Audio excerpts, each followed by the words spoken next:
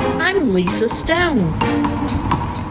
Thank you for joining us for this edition of Parenting Aces.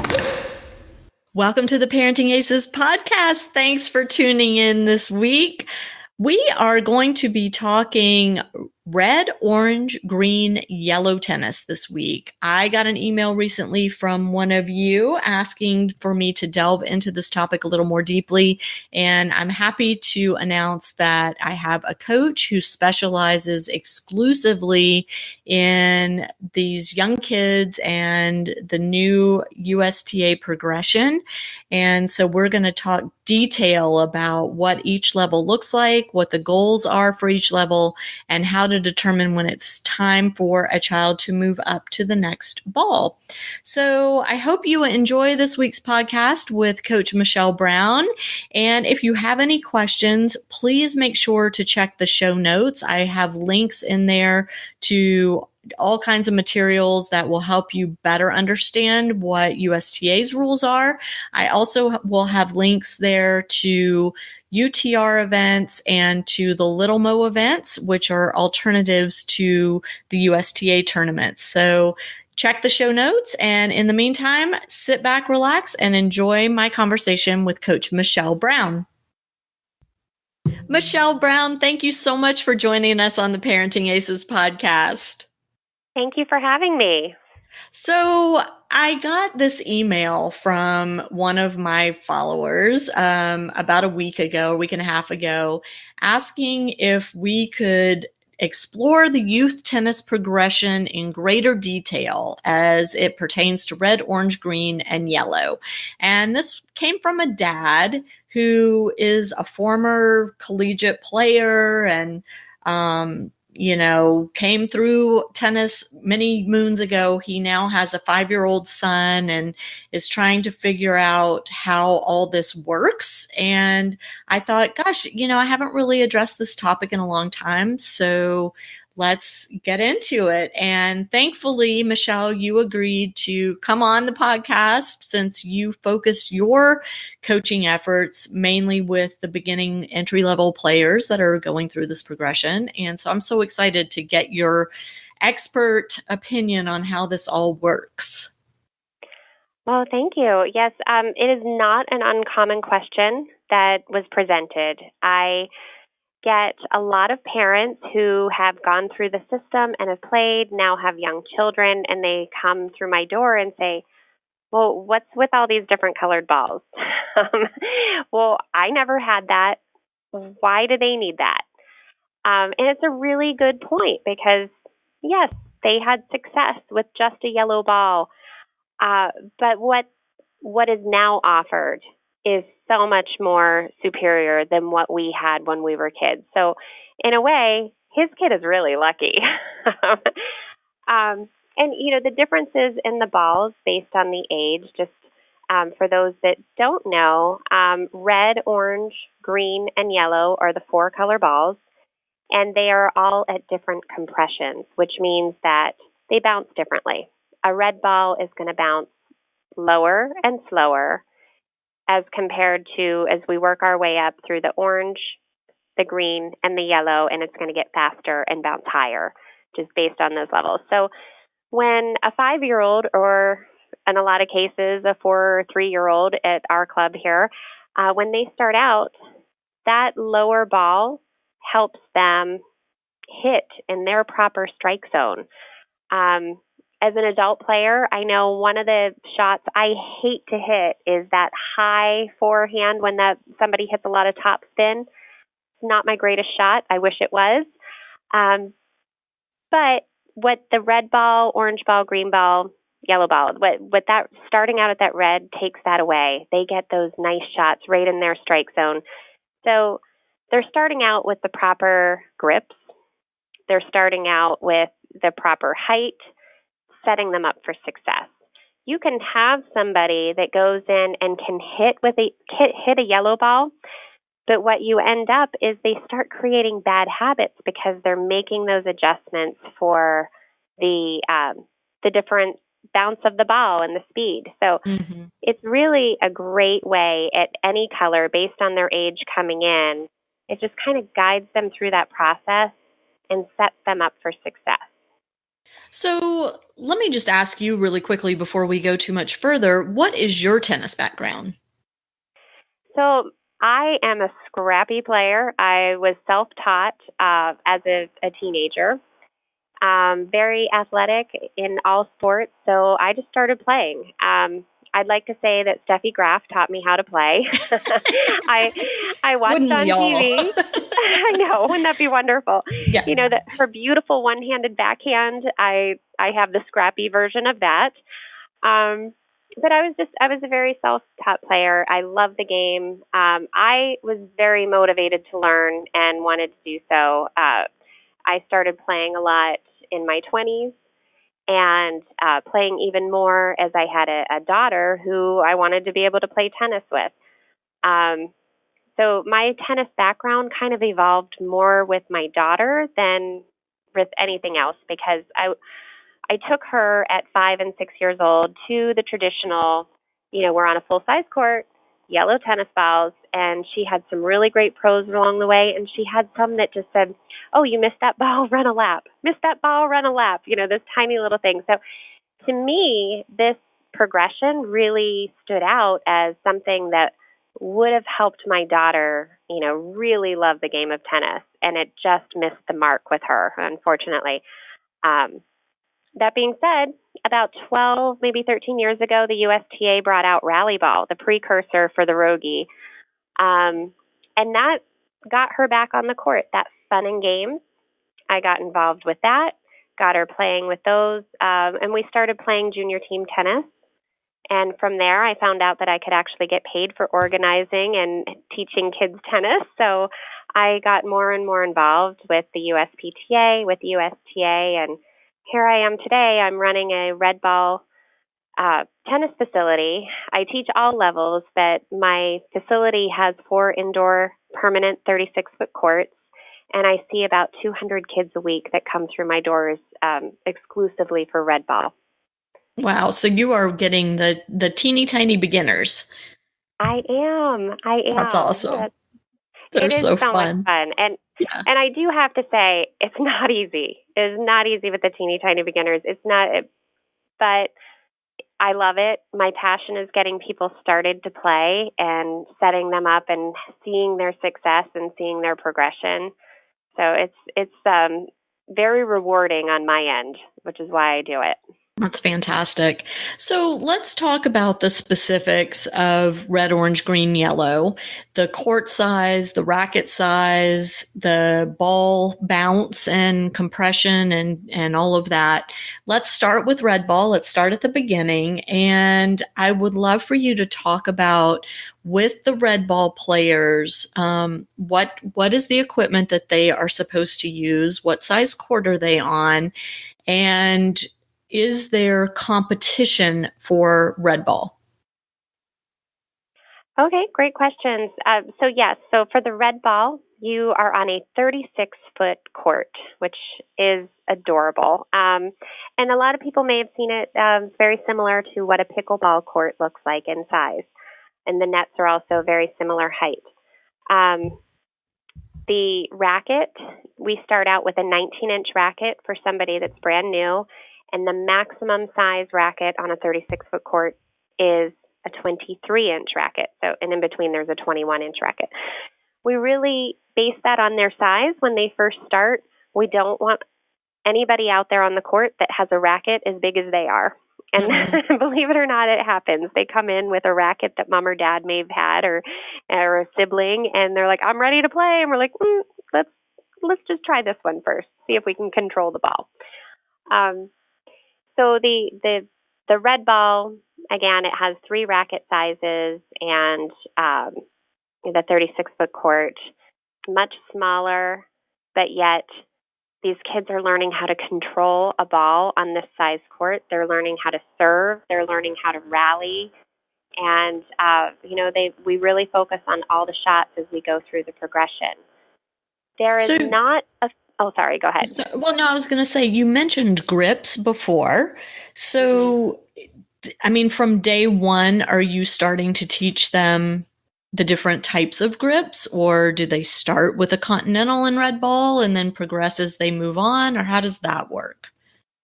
So it really depends on the age that we start. But if we had a 5-year-old coming in through the door, they're old enough to understand that if they hit a ball with a certain type of grip, it either goes over the net or it hits the ceiling or it goes straight down. When we get a racket into their hands, we're going to get them into a continental grip. We call it the handshake. Let's just shake hands with your racket. The kids don't necessarily have a label for it. They just know that they have to shake hands. Or I tell them if their racket is not doing what they think it's supposed to do, which means hitting the ball over the net, I tell them to drop their racket on the ground, bend down, and pick it up. That bending down and picking up their racket puts them into the proper grip to be able to rally and hit balls. It's amazing. Wow. Such a great technique. Just throw your racket down and pick it up. Yeah, that's perfect. But so you had mentioned about competition. Mm-hmm. At our facility, we offer competition, but it's probably not what most people think of as competition. At this level, it's almost like challenges. So for my youngest kids that come in on match day, it may be how many times you can hit a ball in through a hula hoop that we have up on a cone. That could be their competition. It may be at the higher level where they're actually playing and keeping score, some with serves, some without serves. It really just depends on who shows up for match play, and we kind of adapt it for that. The USTA does not have too many red ball competitive options, if any, at this point. I think they may have dropped all of red ball throughout the country because they want it to be more of a festival for kids. They want them to have fun whenever they come out and play. Got it. And so the goal of Red Ball Stage is? The goal of Red Ball Stage before you progress? Is that what you mean? Or? Yeah. Mm-hmm. Well, absolutely. It's to be able to control the ball on the court. It's to be able to work with the person across the net from you, and it's also to be able to work in a competitive mindset to win that point. So we have a set of benchmarks that we use for kids before we move them to the next level. They need to be able to control the ball. They need to be able to keep the ball in play. They need to be able to rally with purpose. They need to be able to move their opponent. Really anything that you and I would do on a full-size court, they need to be able to do on a red ball court. And it's possible. It's completely possible. I hear a lot of times from parents, well, I think they're ready for the bigger court now because they're hitting everything out. And it's actually the opposite. They're not ready for the bigger court because they haven't shown us that they can control it enough. Anybody can hit the ball hard. Right. Sometimes that's the reward. Okay, you guys, if you can get a rally of 6, you can whack that ball as hard as you want. And they, oh, yay, we're going to do it. You know, they work together to get that done. And you just really have to find what motivates them and get them on track so that they are moving up in the progression. So if a child is just starting the game of tennis, regardless of the age, you start them at red ball. If they are a beginner. It really, if I had a 9-year-old, I may start them at red ball. But you've got to look at their social and emotional status as well. If you have a 10-year-old that says, oh, I'm brand new to tennis, they don't want to go play with a 5-year-old or a 6-year-old. You know, it really is that big of a difference. So the right program for your kid, a facility offers all of these. You know, like I have all the different colors at our facility, but I also have all the different levels within those colors. So I have a red ball that is, a pre-rally. That's for maybe a 4-year-old, 4 and 5-year-old. And then I have a level 1, a level 2, and a level 3 being the highest. Then orange ball, we offer the same thing. We have a beginner orange ball. So that would be for that 9 or 10-year-old that is just now discovering tennis and wants to try it, because you really have to make sure that they're in with the right group, because tennis is just as much about friendships as it is about learning a new skill set. So I wouldn't necessarily say, all right, Sally, you have to do red ball because you've never picked up a racket. That being said, I might throw some red balls in with my orange, and at the beginning level of that, mix up the different colors of balls. Okay. But there's no like hard and fast, if you're between this age and that age, you must be on this color ball. So in general, the USTA has a guideline. So between 5 and 8, you are red ball, considered red ball. Between 8 and 10, you would be orange ball, and 10 to 12 would be green ball, and 12 and up would be yellow. So and that's hard and fast, or that's just a guideline? That's a guideline. Okay. That's a guideline. Every facility is going to do what they think is right, and they're also going to base it on who is in attendance and the levels that they're at, and kind of make those adjustments within their programs. Okay. A facility like ours that is, has a large youth program, we can offer all the varying levels, but maybe a smaller one may not be able to, and so you kind of just get stuck into what fits for that facility. Okay. So let's assume we've got this young player and they've, got it down with the red ball. They're controlling where they place the ball. They're able to rally. They have an understanding of maybe a few tactics at this point, like moving the ball side to side and things like that. And somebody suggests, I think it's time for this child to move to orange ball. What are you looking at to say, yes, you're right, it's time for this child to move up? I'm looking at their technique. I'm looking at them emotionally, not like an attachment emotional, but are they ready mentally and physically to go into that next level? We have some younger kids that totally they eat, breathe, and sleep competition. They're going to move up a lot faster than somebody that's just like, I hear I like tennis, Yeah. But so yes, you have to take all of those into account and really get what's right. Now, that being said, have there been kids that have moved to the next level that I haven't thought are quite ready? Absolutely. Sometimes you cannot fight the consumer, and that's the person that's paying the bill. The parental motivation can sometimes be very different than the player motivation. And so the balance of those things has to be taken into account. Okay, well, you're talking to tennis parents right now. So as a coach, when you say that, that catches my attention. The parental motivation is sometimes different, and I get that because I was a tennis parent too. What do you want the parents to know about when it's time for a child to move up? Well, first of all, I would like them to know that, have that communication with your coach, with the pro that's out there. Talk to them, let them know what your goals are, and also talk to your child about what their tennis goals are, and be realistic. It also matters what type of classes you're doing. Are you coming once a week for a group clinic, or are you willing to do some one-on-one and have your child playing 2 to 3 times per week? These are all factors that will move your child in that direction, that higher arc, to get them on the path, if that's what you want them to do, is be a successful tennis player. And then are you doing the right thing for them socially and emotionally? I have a 4-year-old who can rally. She can serve. But would I put her on an orange ball court? Absolutely not, because she's just not socially and emotionally ready for that level. Could she hit? Yes. But I wouldn't put her in that kind of situation until she's older and mentally able to handle it. And I just think that the communication and the dialogue with the program the facility that your child is going to is really going to make a difference, because when I know that you care so much and I can see that your child is putting in the effort, that's really going to make the difference to, their progression.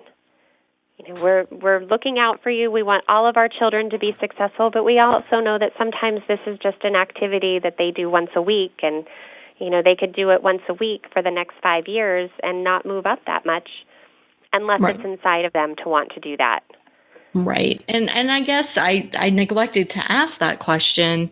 With Red Ball, is there are the kids typically coming once or twice a week, or are there Red Ball kids that are playing every day? We have, I would say maybe 2% of our Red Ballers play 3 or more times a week. Maybe about 20% play more than one time. And then we try to encourage our families to come in and play. We offer free court time if you are taking a clinic to come in at the off times and play with your family. And even just, encouraging the kids to get out with their take-home tennis homework. And we try to make sure that those activities are things that they can do with another family member. Got it. Okay. So, let's get back to Orange Ball. So we've determined that it's time for little Janie to move up to Orange Ball. And again, is there a minimum age for this? So for the Orange Ball, it would be around 8 years old. There are going to be exceptions. You could have an elite 6-year-old in Orange Ball. You could have a very good 7-year-old in Orange Ball. But generally speaking, it's 8 and up for Orange Ball. It's just really important to note that there are going to be exceptions. It's not, show your ID at the door if you want to play Orange Ball. Well, because when this first came out a few years ago, there were very strict age requirements. If you were 10 or under, you absolutely could not play yellow ball. It was not available to you. And that was the rule. And I think that USTA has gotten more flexible with that. And now they're looking at skill rather than the age of the child. Am I correct in that statement? Absolutely. The Okay. USTA, with their net generation and the trainings that they've done, they've done a great job with building competency-based programming. So yes, the ages are a guideline. The competencies are not. Those are things that we want to see at any level that your child is participating in. Mm-hmm. Got it. So, so let's say you've got an 8-year-old moving into Orange Ball. What's different now that they're using an Orange Ball, equipment-wise, court-wise, So the court gets bigger. You go to a 60-foot court, which can be a lot. If you've been in Red Ball for a couple of years or a few years, and now you've moved into a larger court, 60 foot, it's on a standard tennis court, and typically, and some of you may have seen the blended lines playing whenever you play your adult matches. Those blended lines are for Orange Ball tennis players. They use the regular net height, and their racket gets bigger. So they use a 25-inch racket for Orange Ball. I think 26-inch is the maximum size for Orange Ball, but I'm not 100% sure on and that may vary from section to section. Okay. And what are the competencies for Orange Ball? So the competencies for Orange Ball are going to be, now granted you're on a much larger space, so it's going to be controlling the ball. It is going to be strategically thinking, moving your opponent. It's going to be, playing out matches. There's a lot more competition in Orange Ball than there is in Red Ball, and that's going to be your traditional competitions that you have. The scoring formats may be different from section to section. I'm not sure if all of the sections are doing like traditional tennis scoring, or if they're doing a combination of 1, 2, 3, 4, 5 to versus the love 15, 30, 40 game. That I don't want to speak on. I'm not sure if it's the same. That's why I don't want to just. Yeah, I think every section has its own rules around that for sure. Which is fantastic. Tennis should have the capability to have its own rules based on what you're trying to achieve. I think that's really good. But so on that competitive track for these kids, the competitions again are much different than they were years ago when somebody that came up and played collegiate tennis, it looks a lot different. The tournaments are one day. They are, fun. Everybody plays everybody type of format with a round robin. There's a winner, there's a loser. It is tennis, so that we don't give the participation awards for those type of tournaments. And then there's the competency. So if they are playing an official YoPro tournament, which is the youth progression the USTA offers, they have to play a certain amount of matches before they can progress or be eligible for the next level, which would be the green. Okay, but there's nothing like that to move from red to orange. That requirement starts when you're looking at moving from orange to green, where you have to play a certain number of matches, win a certain number of matches, etc. That's correct. Okay. Stars and trophies, I believe, is what it's called. You're trying to get stars and trophies.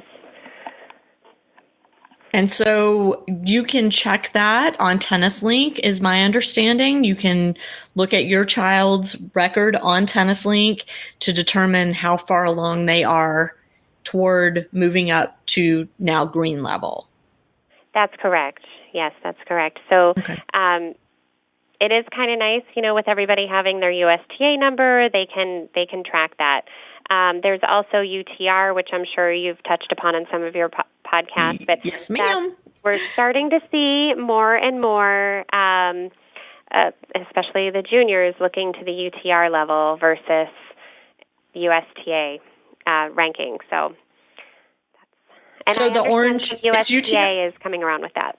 So is UTR looking at orange ball events and taking results from that? I don't know that they're officially doing that, but I've heard that they've been talking about it. So it is hearsay on my end. Got it. Yeah, I mean, I've heard some rumors too. Maybe somebody from UTR will comment on the show notes and let us know what the scoop is there. That would be great. Yeah. We love to learn. Yeah, absolutely. Okay, so Orange Ball, they're actually playing tournaments. They're keeping score. Are they playing 2 out of 3 sets? Or again, does that differ by section and by event? I think that varies by section. I think that varies by event. And, like who's hosting it, the time constrictions that they may have. But typically, I want to say that it is typically 2 out of 3. At least where we are, that they're playing.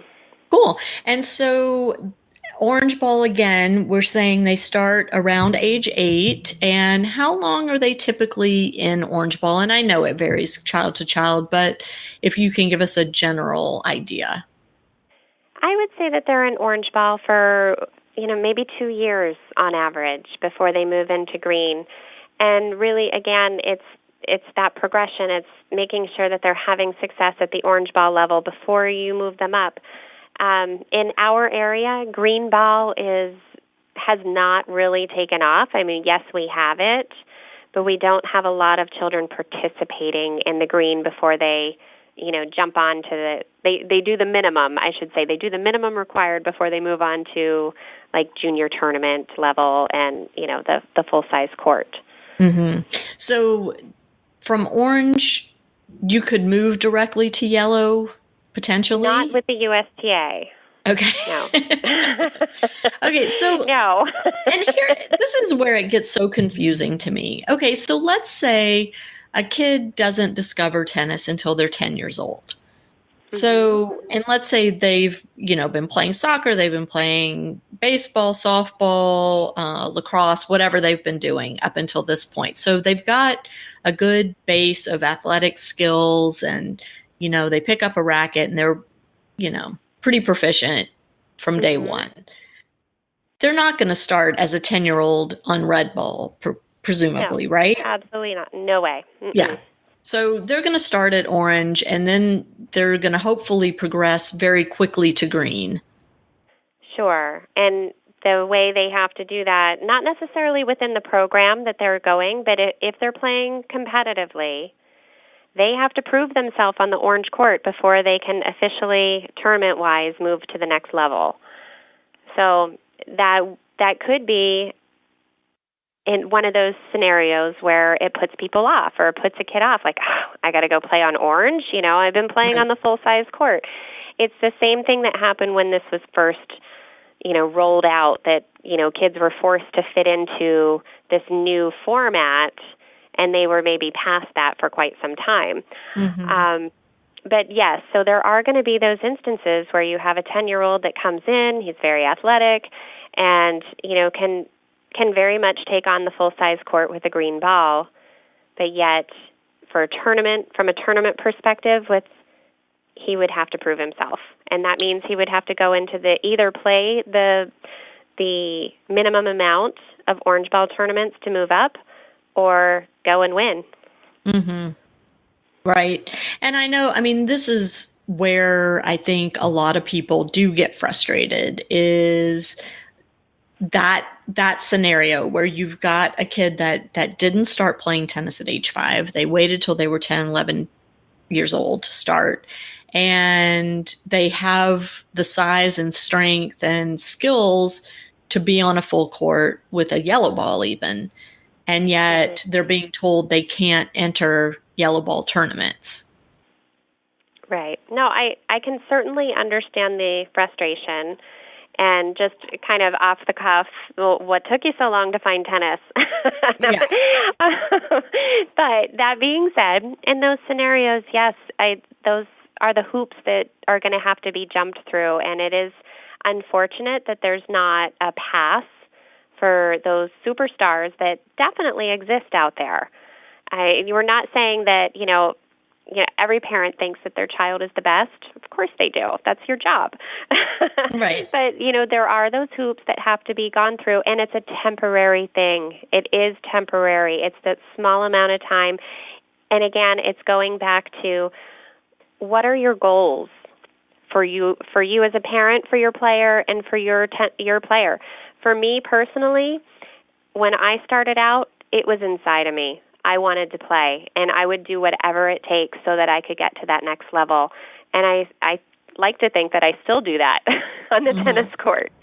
But it's just, you've got to work at it and keep after it and achieve that goal. Look at it like that. You're setting goals, and, yes, you want to be at that higher end right now, but you're going to work at it, and you're going to get there. And I will say, with UTR and with the Little Mo tournaments, there are alternatives out there. There are. Yes, there are. So I want to just throw that out for people listening, that the USTA progression isn't your only option anymore. It used to be, but it's not anymore. And so if you do have one of those children that is, more physically advanced or emotionally advanced or skill-wise is more advanced, you don't have to stick to this red, orange, green, yellow progression. You can go outside of it and find plenty of competitive opportunities for your child. Absolutely. And again, I would recommend having those conversations with your child's coach and talking about the options. Yes. A lot of facilities do their own thing that aren't necessarily a sanctioned tournament, and those can be just as good, if not greater, than some of the sanctioned events. So there are so many play opportunities, and at the end of the day, at these ages, we want the kids playing. We just want them playing, because they're going to get better. They're going to achieve those goals. They're going to move up. They have plenty of time to earn rankings. They'll get there. Right. And okay, and so from green to yellow seems to be the biggest jump. Mm-hmm. And I mean, to me, maybe I'm mistaken, but do you feel it that way? The biggest jump as far as Like a challenge for the kids, like, moving from red to orange, there's not really that much that changes. The court gets a little bit right. bigger. Moving from orange to green, again, the court gets a little bit bigger, but the child is older and bigger too. But from green to yellow, I mean, there's a big difference between a green ball and a yellow ball. There is a big difference, yes, and that's where you need to be careful with your player and make sure that they're not making adjustments to be able to hit that ball that's coming at them faster and higher. That is going to hurt their arm, Mm-hmm. or they're adjusting their grip, so they end up with these bad habits. I mean, again, it's something that you really want to take the extra time, put in the extra lessons with your coach, and really make sure that they're making the right adjustments when they take that next step. Because you're right, it is a big jump, and that's, you don't want them to feel like, oh, man, I was so good on that other court with that ball, what's going on, and get discouraged. Because if you look at the ages, that's a really tough time too, because that's the time when kids decide to quit a sport. Mm-hmm. It's a little scary. Right. For a teaching pro, it is. I mean, maybe not. Well, no, I think for the parents, I don't want to too. lose anybody. Right. You don't want to lose anybody. And the parents have, at this stage of the game, already invested a lot of time and money in their child's skill development. And to have them give it up is pretty heart-wrenching. I won't say devastating, but it feels devastating in the moment. And I mean, we want to keep them moving forward. So, I've seen a lot of teaching pros with the kids that are yellow ball kids pulling out the green balls every now and then to work on things, or even pulling out the red balls to work on things. I do it with my adults too. Yeah. I really do. I mean, the different compression balls are so fantastic as a teacher. And one of the things that I think that we've done successfully at our facility is we've created a lot of fusion classes. So when I've got kids that are, they're getting really, really proficient with red ball, I move them into that bigger court and still do red ball, but then start exploring some orange ball. And, at every level, kind of having that fusion so that they're still feeling comfortable where they are, comfortable with their surroundings, but exposing them to what's next. And still, like you say, dialing it back, using the green ball again. You really have to make sure that there is that progression within the progression in their teaching. Because that's, with anything, you don't just decide all of a sudden, hey, I like hot peppers, and go eat peppers. You have to build up that tolerance to a hot pepper before you can go take a bite out of the hottest pepper. So, teaching tennis is very much like that. You have to build upon everything that we've done, and the right coach is going to find what motivates your child and set them up for success, because ultimately that's what we all want. Right. And so to play yellow ball tournaments now, what are the criteria? As far as the age, skills, anything. I mean, whatever the criteria. I don't even know anymore what boxes you have to check to be eligible to play a yellow ball tournament. You have to be 25. No, just kidding. Oh, my goodness. Again, with the USTA, it goes to stars and trophies. You have to earn enough stars within the green level and I'm not quite sure the age. I do apologize for that. I focus so much on the red, orange, green. Sure. That I just don't even know what unlocks that. I wish I could find the chart here. That maybe somebody from USTA will be listening and can let us know how many stars and trophies you need to go from green to yellow, or what the minimum age is. Again, they always have that age that you can start at a certain level, and maybe it's maybe it's 12, maybe it's 13. I'm not, I just. Okay, I'll look that up. And to my listeners, just look at the show notes for this episode, because I'll have some links in there to the USTA's documents around the progressions, and that'll have more specifics in it. Great. Yeah. Okay. And so once a child moves onto yellow, as we said, there are going to be times where maybe they're learning a new shot or learning a new grip. I mean, I'm having a tennis lesson tomorrow, and my coach just moved my grip for my volleys, and I'm going nuts. And I told her, like, I need a 1 hour private lesson on this because this still feels so awkward. And I've been doing it for months now. And so with the kids, when you change something, what's so cool is you as a coach can say, all right, I'm moving your grip. I know this feels really awkward and uncomfortable. So instead of using the yellow ball to learn this, we're going to go back to whatever color and let you get comfortable with the grip, with the stroke, before you're on a fast, hard ball. Right. No, absolutely. That is the best way to do it. And, for those kids that say, I don't want to use that. I'm not, that's for babies. And I do hear that. Sure. It is not about that. I want you to show me that you can successfully hit that shot with this grip using this ball. And once I see enough, or I give them a number typically, once we do that, we'll unlock the next color. And once I see, this number will unlock the next color. So, I let them know what my expectations are, and I also let them know what it's going to take for them to, get to where they're, when we're working on that, to the yellow ball all the way up. Right. With my adults, I break out all the colors, and it really does help. It makes a difference. If we're working on top spin, with an orange ball, with a red ball, red ball is wonderful for that. You can really see, because of the colorings and the markings of the ball, you can really see what you're doing, what's coming off of your racket. I don't care where it lands in the court. Those softer balls are going to obviously shorten it. You're not going to be able to get like that same effect, but you're going to see, am I in the right place? Are my strings doing what my strings are supposed to be doing? Is my grip right? It slows it down enough that you can really see what's going right and what's going wrong. Right. And as a coach of these beginner players, I'm just wondering, what would you like to get from the parents?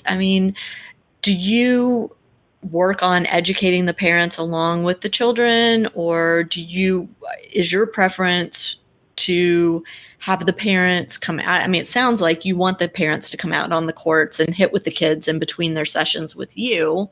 How do you share with the parents what they should be doing on those sessions? So we have a very clear curriculum of what we're providing. So first of all, I want parents to know what we're working on week to week. I think that that's important because then they have a little bit of dialogue. So when you are going back and talking to your kids, you can specifically say, "Oh, yeah, I see you were working on your backhand. Did you have any slice, or different things like that." We want to make sure that the parents are able to speak to their kids. But probably the biggest thing that I have found is that there's a high percentage of parents that have no idea the rules of tennis. And so when they're sitting and watching their kids play, they don't necessarily understand what's happening. So by getting them out there and having them help with, when we start with our match play, I love to put dads as my court monitors, because then they're like, oh, you mean if the ball is outside of that white line, that's out? Yeah. Like, they don't even know that a lot of times. They just know that they want their kids to play tennis and they're having a good time. So I think that parental education, that, getting them involved, it makes all the difference in the relationship with their kids, with their coaches, and, with the game that they're doing. It's really not much different than youth soccer. who's out there on the field with those kids, but usually a dad or a mom. Right. And, because they're so engaged with the sport that they're doing, it makes a difference. It carries them along a lot further. And, the kids, they may not admit it, but they do like it. Yeah, absolutely. So this has been really educational. Thank you. And I mean, like I said, my son missed this whole 10 and under tennis, red, orange, green, yellow progression. He missed all of that. It all came around after he was already too old. And so I never really understood or learned about this other than, interviewing people like you. And this is great. And I'm glad to hear that USTA has gotten a bit more flexible in terms of when you can move up and when you can start playing tennis, on a full court with yellow balls, start playing tournaments at that level. Though it does sound like there's still some minor restrictions in place, which again, to my listeners, check the show notes because that's where the details will be about all that. But I mean, it's interesting, Michelle, to hear from you as a coach what you're looking for in terms of not just the player's skill level, but also their size, their emotional age, and all of that. I think that's all really important to understand. Oh, definitely. And there's so many variances for sure. So, I mean, at the end of the day, we want everybody playing tennis and having fun doing it. Yeah, for sure. So where can my listeners find you? Where are you located? I am at the Longfellow Club in Wayland, Massachusetts. I've been in New England for the last 5 years, and I've been just so engaged and involved with the red, orange, green, yellow since I drank the Kool-Aid very early on. So I've been involved with this for about the last 12 years. Awesome. And so they can find you at the club. And if people have questions, would you mind if I share your email address in the show notes? That would be wonderful. I'd be happy to share and provide guidance if needed. Awesome. All right. So again, listeners, check the show notes if you have any questions for Michelle on any of the stuff we've discussed today, and she will get right back to you. I am here to say she's very quick to respond to email. So thank you. That means a lot to me. Oh, well, good. Well, Michelle, thanks again so much for doing the podcast and educating all of us around what's going on with red, orange, green, yellow. And hopefully the dad that initially emailed me has his questions answered and feels more comfortable about what to do with his 5-year-old. That would be great. Well, thank you so much for having me. And to my listeners, thank you so much for tuning in. We'll catch you next time on Parenting Aces. I'm Lisa Stone, and you've been listening to the Parenting Aces podcast for tennis parents by a tennis parent. If you like what you've heard, please subscribe to us and write a review on iTunes. For more information on navigating the junior and college tennis journey, please visit us online at parentingaces.com. Thanks for tuning in and sharing us with your tennis community.